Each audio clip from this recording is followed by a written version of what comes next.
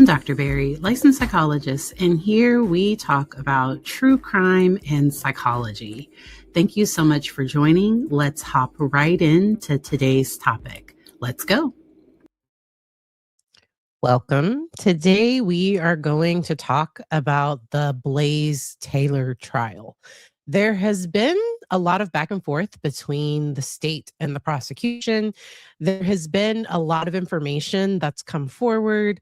Some of it seems confusing. And I really feel for the jury in the midst of this because today the state and one of the defense experts, they went back and forth. I think it was Law and Crime. They have that. So the defense's toxicology expert and the state, they kind of get into it today, and it is a lot. And what they're arguing over, I'm not sure that it mattered as much because let's say there was traces of fent in Jade's system. Let's say that was true. That still doesn't mean that he was the person that put that in the drink. But the state, I think, is really, I think they're trying to be accurate from their perspective. They think there was no way that this was in her system. The toxicology expert also seemed, in my opinion, just from what I was seeing, because she's over here talking about this fent and talking about this part, but we know that there was a lethal dose of liquid. So the white stuff, I can't say certain words on YouTube. Okay. So we know that that was in her system, and that's likely what caused her death. And so we're over here arguing over this part. And I don't know how important it is. It might be. It might be. The defense seemed to misstate things at times. So there was at one point, my understanding of what happened with the testimony is that while a medical expert was on the stand, the defense asked, well, if there are text messages that say this, would that be, would that indicate that she had this ongoing substance issue? The problem was the author of the message the defense was talking about was Najea, Jade's friend. It wasn't Jade.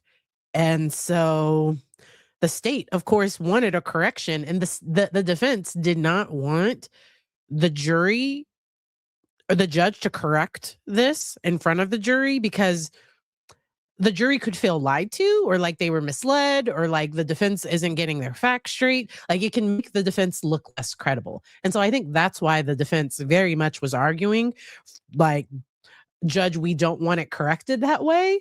But it was a mistake. And so this trial has been a lot.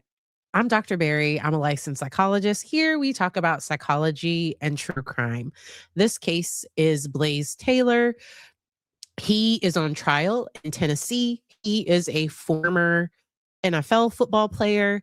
They had testimony from a former NFL therapist. So she is a team therapist that's available to any player that needs services.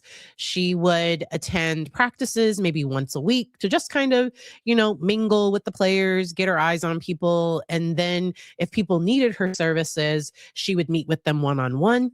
I thought it was very interesting that she was not entered as an expert witness. So if she was entered as an expert witness, she could give her clinical opinion.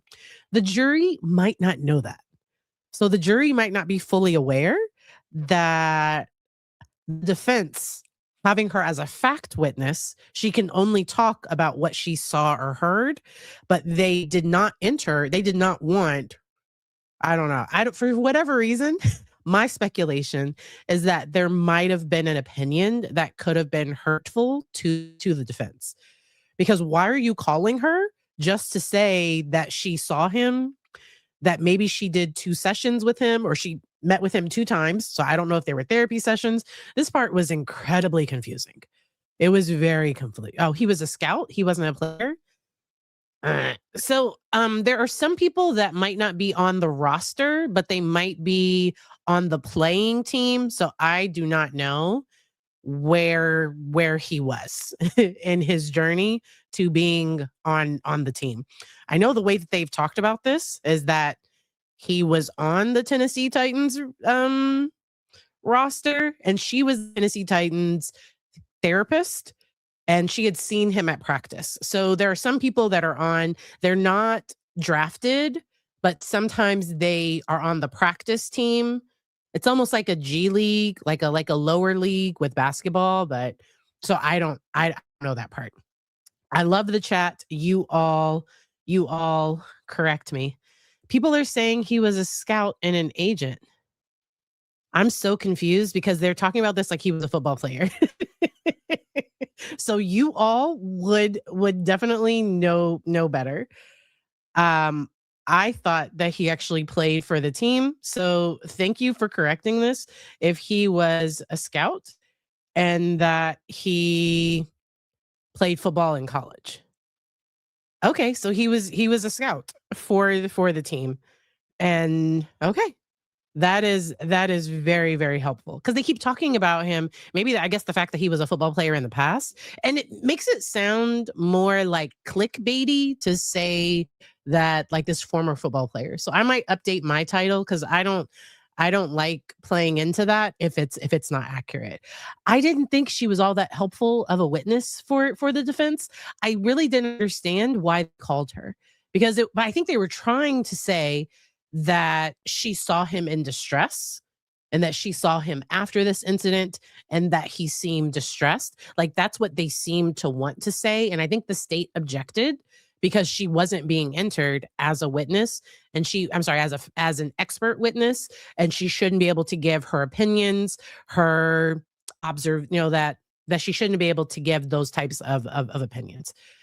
Y'all are the best for correcting that. Yeah, I didn't think her testimony was all that helpful, but I think the defense was trying to make it sound like he was in distress after Jade's death. I don't know. Like I think the defense was trying to do something. I'm guessing there was a reason they called her that had to play into some sort of strategy. A little bit of history about this. So the date of the incident was February 25th, 2023.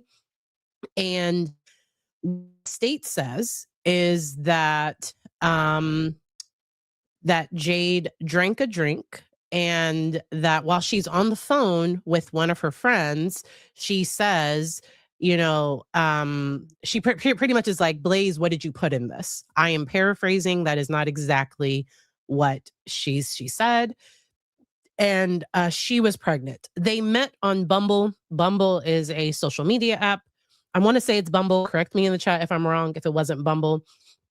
And with that dating app, she was like talking to other people. I think he was talking to other people.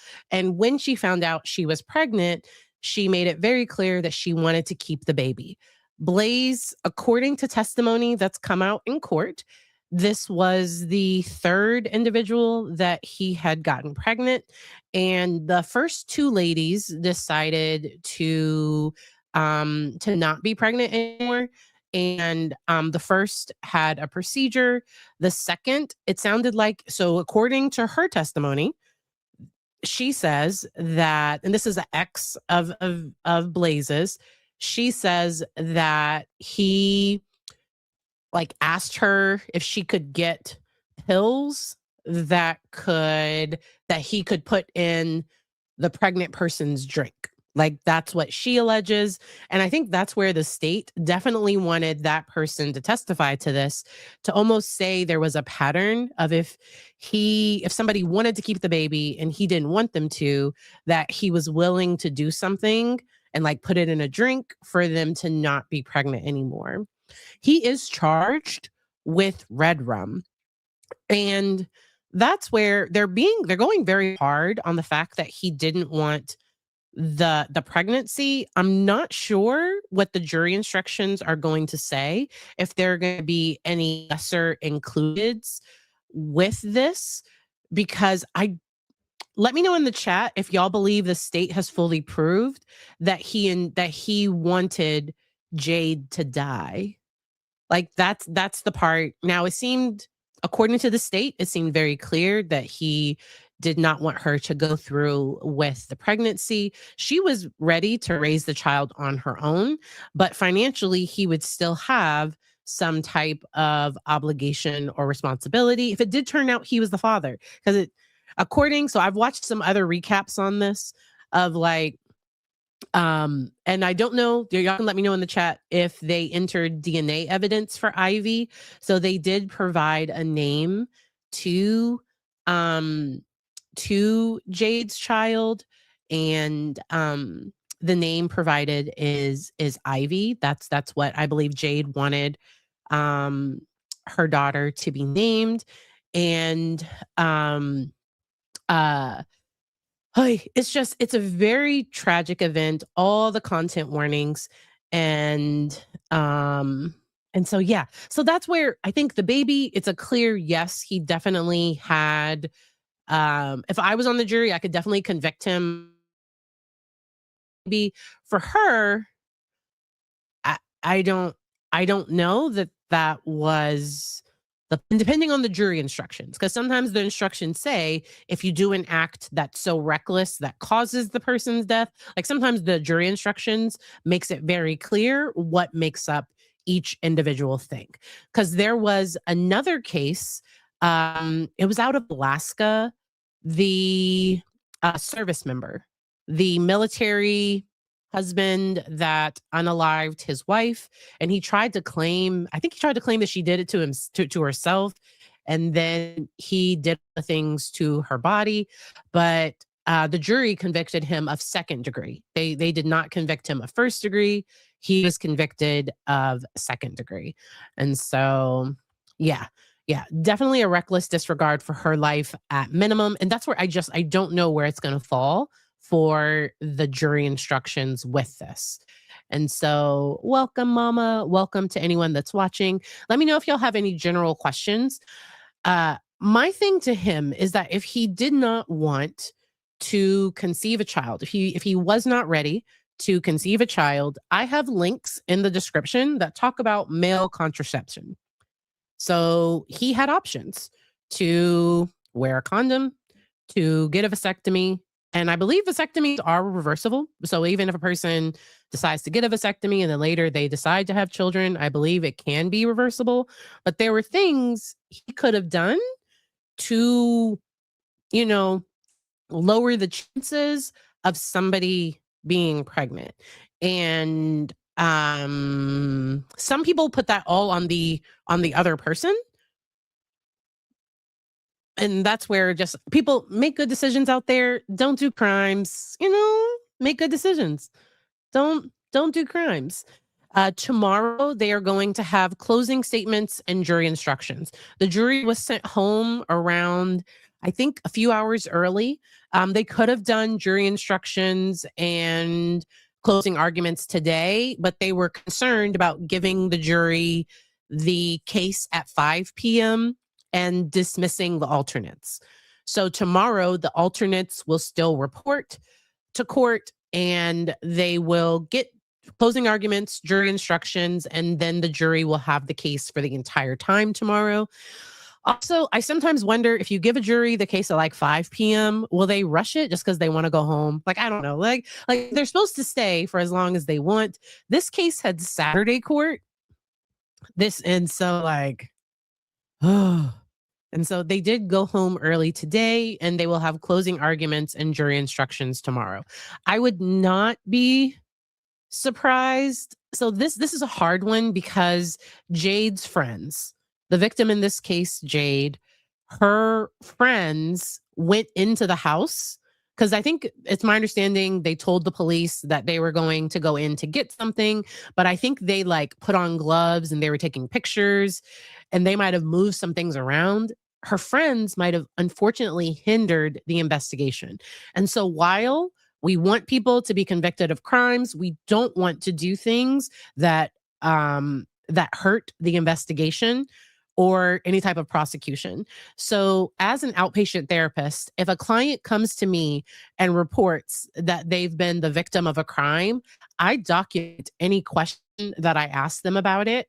And then also, I'm very clear because if they are going to report it, I want them to report it and do a forensic interview first before we go into it in therapy, because I don't want to do or say anything that could potentially hinder and an investigation. So if a client is going to go forward with pressing charges, and even if they're not going to go forward with that, I still like to document on my end the things I did and said, because sometimes the way an investigation is handled, like a defense could come in and be like, oh, your therapist, ask leading questions, or like they could kind of try to twist things. And so that's why I try to document things on my end. I think they had good intentions. It was a huge mistake. And that could potentially add some doubt in this case. And so I just personally wonder if her family, if for some reason he's completely acquitted, if they would consider some type of civil action, because the bar for civil is lower than criminal. And then I've also wondered, with some of the rulings and things that have happened in court, I hope that, let's say he is convicted, um, I hope that there have been no rulings that could like impact anything down the road. Because I think the state was upset that one of the defense witnesses didn't have a report. And the state was like really harping on, like, I think the state did not want that individual to enter their opinion at all. And they go back and forth. And I think it was the toxicology expert, and that's the one where the defense, no, the defense toxicology expert and the state, they go back and forth in a way that can it was it was bad. And the things they were arguing about, once again, I'm not sure. So the defense is trying to say Jade did this to herself, but I don't think that's true. I personally, it doesn't seem like she would have done that. But also, has the state proven how he obtained any substances? And they might not be able to close up those loops. So they might not be able to say exactly how he obtained any substances. It's not like Corey Richins, where we're able to track it back to the Schmugs deal. Like, we're able to track it to track it back. But the fact that there weren't any other substances found in the home anywhere, like, there's some red flags with this where it's just like, huh, weird. But I think the defense would try to say, well, what did her friends do while they were in the house? And it's going to be all over the place. And the defense is going to try to add any amount of doubt. Blaise, Mr. Taylor, he decided not to testify, and that was probably a smart decision on his point. I think his testimony only would have, because the jury might have unanswered questions. And if he got on the stand, depending on his reaction, depending on a lot of things, it might have made the jury go one way or another. I think his team has done their best for his side. And that's where I want defendants to have like good attorneys. My concern with some of his defense strategies is sometimes they've been confusing. Like, sometimes we're getting information incorrect. And as y'all know, so when I talk about these cases, this is just like a side gig that I do. If I was presenting a case for court, I would try to do my best to make sure that the information was accurate. And so I have been so confused through at times. And when they're arguing, like, I'm not even sure if it matters, the things that they're arguing about. Because let's say there were trace amounts of fent in her system. Because I think they found some fent on the comforter or something, but they didn't find it in her system. And let's say the drink, let's say there, whatever substance she ingested, there was, but like unalived her, it seems like that was the the sea, the white, the thing that she drank. Like it seems like that's what it was. And so I'm so confused. It is a lot. It is a lot. Um it has been a lot. I have been thoroughly confused at times, but sometimes I wonder if it's a tactic to also confuse the jury. And I hope it's not. I really hope it's not. Because sometimes it can make a person come off less credible. So I don't know how much credibility the defense has with the jury right now. And even with their expert getting testy with the state, that could potentially backfire. It might not. Like we've seen cases where it hasn't really mattered. We will see. I don't know. The defense is extremely passionate. I think the state is just as passionate, and they are going back and forth. And they know this is being live streamed. I'm just like, should I be watching this? Like this is a lot. I agree. It does seem like there's some confusion being planted. I hope the jury's paying attention.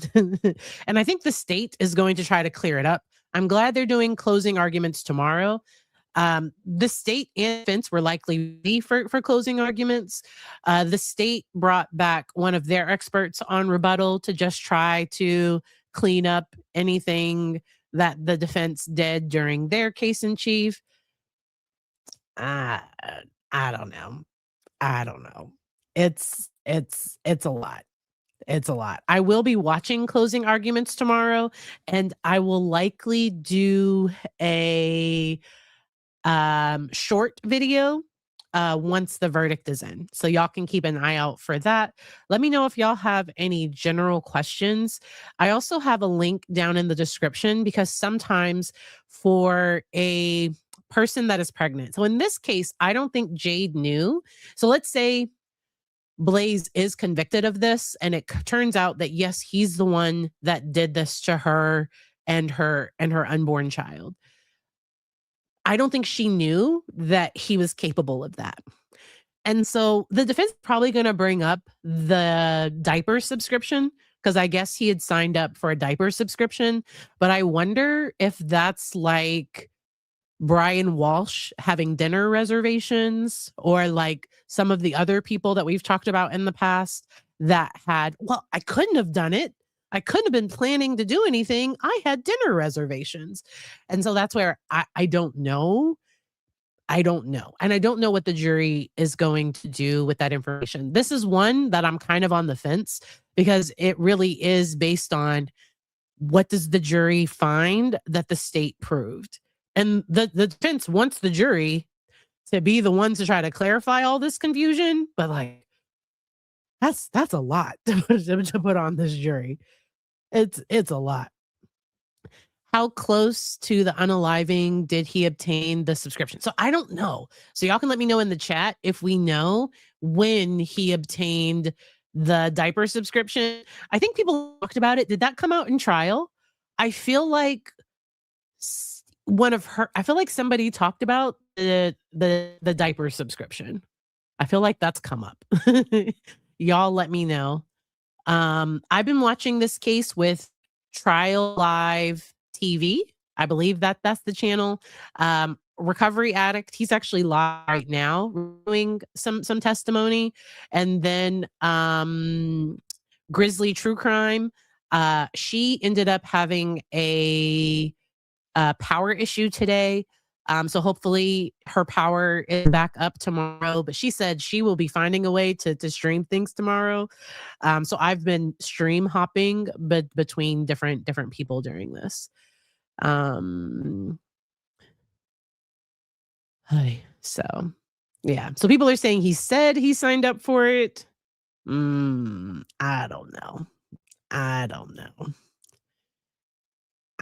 Like I said, it reminds me, if he is convicted, it reminds me of those people that are acting like they're on board and like everything's fine, but there's this other thing that they're planning on the side. My personal thoughts about this, I don't know if it's true. Like we're just here. I'm sharing my personal thoughts. I think he wanted to cause harm to the child. I don't know if he was trying to cause harm to her. That's a question mark. I will have to go back because I think they didn't have as much of his phone because he was arrested a year later and he didn't immediately turn over his phone so they could do like a download of his phone or anything like that. I think they acquired a subpoena for his phone later, and because we always want to know like what types of searches is the person doing, like what's going on with all of that. And I think they downloaded his iCloud history, but I would have questions because sometimes we see chat gpt or we see some search history that kind of that intent comes out more. So I do have a resource about um violence towards individuals that are pregnant and how people can stay safe. I think that's important. All right. Did he say he lost his phone? Oh my gosh. Oh my gosh. And so I don't know that the subscription, I think verifying the subscription might help the defense. So I don't think the state would verify that part. I think if they mention it at all, it'll be like he was saying one thing and doing something else. So I don't know that the state will say much about it at all. The defense, I think, will try to harp on that, but I don't think they'll present anything that confirms, this is the diapers.com or whatever the subscription was supposed to be. I don't think they'll find that. Ay, all right. And so I so appreciate you all. Let me know if there are any other cases that you all are following.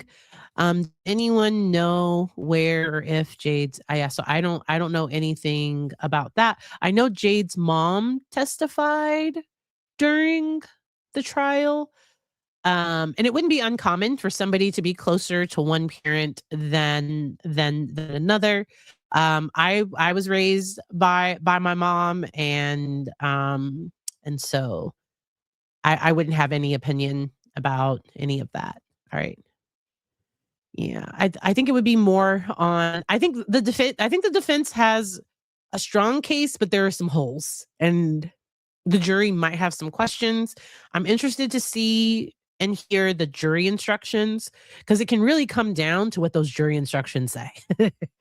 And then I love it when the state says, like, when they take the jury instructions and they apply the evidence that fits with what charge they think fits. I definitely appreciate that. But yeah, so we will see. I'm definitely leaning toward guilty. I don't know if he's gonna get first degree or both. I don't know. I don't know what the jury. I don't know if the state has done enough to prove like that intent for her as well. I don't know. We'll see. They're trying to make Jade out to be this big, schmugs user. And it's so painful when you see the victim just kind of, because it sounds like when she found out that she was pregnant, she stopped using substances. She was sober. She did still buy things for other people. So I think she had somebody that she could get things from, and she would help other people get what they wanted. And that has been, I think the defense has tried to use that to attack her character. And sometimes the person can be overly helpful. And I don't think she saw it as that big of a deal. The whole smoking the mushrooms thing. So I believe if it's Najee, I'm sorry if I'm saying her name wrong, her friend, when she told the defense, we weren't smoking the mushrooms. And the defense is still like asking other people because like she keeps reading the text message wrong, because I think they talk about smoking and then she mentions shrooms, but she doesn't say that they were going to smoke them. And the person on the stand is like, no, we weren't going to smoke them. I believe her when she says that. Because even one of the toxicology or medical experts, they were like, yeah, most people are the drug expert. Because he didn't get to testify. We didn't talk about that. Because the defense wanted to have this like substance abuse counselor. I'm not sure of his title, but he had his specialty was working with people that have schmugs problems. And I think they really wanted to continue to attack Jade's character with that testimony. The judge did not allow that testimony to be part of the jury. That testimony was only in front of the lawyers. It was he was entertaining, but he was the one that was like, yeah, I haven't heard of people smoking that. And I'm over here like, but Najee said they didn't smoke it. Like this was the lawyer won't like she's reading it one way and she won't let it go. She won't let it go. So I personally haven't loved his female lawyers style. I personally haven't loved it. I am feeling 20 times better. So I went live on Saturday. I had a very bad head cold. So NyQuil PM, thank you. A little daytime Sudafed. I'm not giving any medical advice. Don't follow the instructions of the things that we aren't supposed to do. I am medication free. So I am just taking, I think I forgot to take my allergy medicine today. I am still nasally. So I am still kind of nasally, but I am feeling so much better. Yesterday in session, because I went into the office yesterday and today, but yesterday 2 clients probably thought I was gonna die, and so I got this bad cough. Because when you have drainage going backwards, like down your throat, you get this like itchy, scratchy cough, and that happened. And like I was like, I was like, my allergies were just going all kinds of crazy. I'm feeling much better today. Thank you all so much for asking. People are saying that he was, let me look that up. Was he a football player? All right. So I'm going to share. So Trial Live TV did a phenomenal timeline. Okay. So this is not mine. This is from Trial Live TV. He did a phenomenal timeline that has the date of the incident, the date of the passing of Ivy, the date of the passing for Jade. All of these incidents happened in early 2023. And I think what happened is with Jade is they ended up pulling the plug. I think it was on her birthday, I think. He's charged with 2 counts of first degree and 2 counts of felony. He's currently out on $2.5 million bond with GPS monitoring. He faces life if sentenced. So former NFL staffer. Yeah. So former college NFL player and NFL staffer. Okay. For some reason, I thought he played for the team. Sometimes I skim these things, and so the skimming got me. All right. And so there's additional information there. Okay. But their overview has been very helpful. Yes.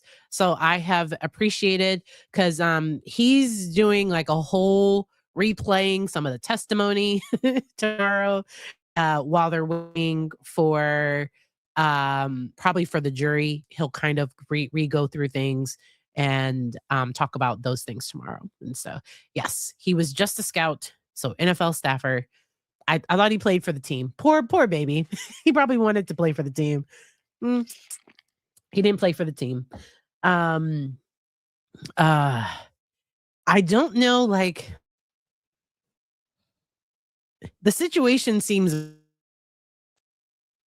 if for some reason he was found not guilty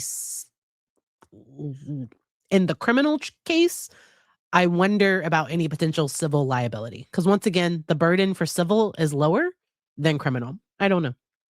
But we will see. We will see. All right. I so appreciate you all. I will be following Courtney Clenny in August. She goes to court in August.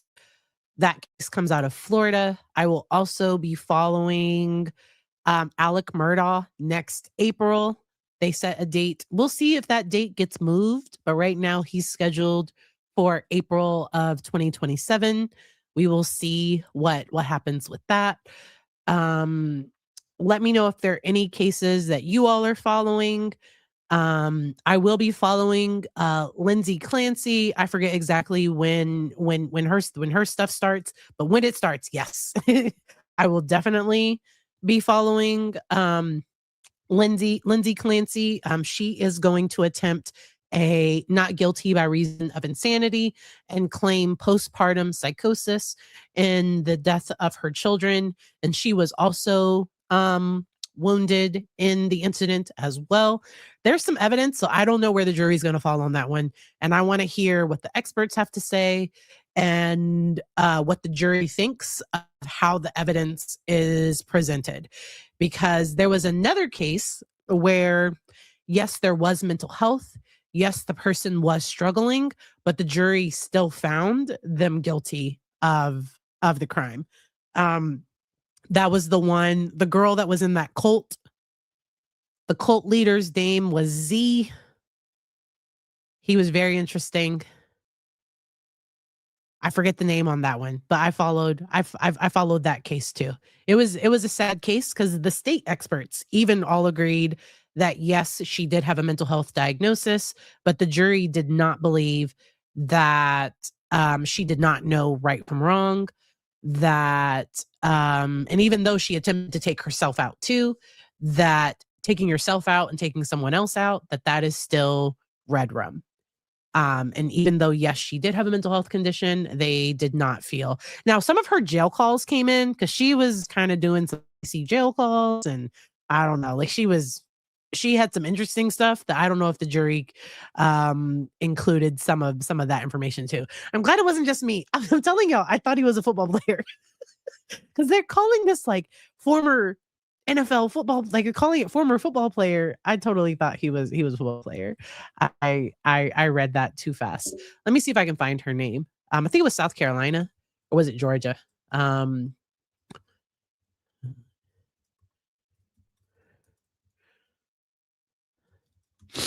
Let me see if I can find it real quick. Chloe Driver. See, I put the Z cult and it came right up. Chloe Driver. That was a very sad case. But in this case, Lindsay Clancy's husband is supporting her, and he does believe that she did have postpartum psychosis. Some of my concerns with the case is it seems like she intentionally sent him far away, and she was trying to be successful with her plan. And the whole being completely disconnected from knowing that this was wrong, because there seems to be an element of not wanting to get caught. Versus there's another situation. It was the one in very content warning. So it was the one they called her, but it was the woman that her husband drowned, and then she did, unfortunately, she ended up harming her youngest child, and she attempted to like take her other children into the ocean too to be with God. She was completely disconnected from reality, did not understand that what she was doing was wrong. As she's being arrested, she's spouting all of this, all these religious things. And she was found not guilty by reason of insanity. Ruth Miller. Yes, that was that case. Very, very interesting case. All right. And so if you all have any other questions, let me know. I hope you all have a great rest of your day, and I will see you all on Saturday. I will be doing a short just talking about the verdict. If we end up with a verdict, I believe there'll probably be a verdict tomorrow, no later than Thursday, but we will see. Have a good one. Don't be kind, don't do crimes, and I will see you all next time. Bye.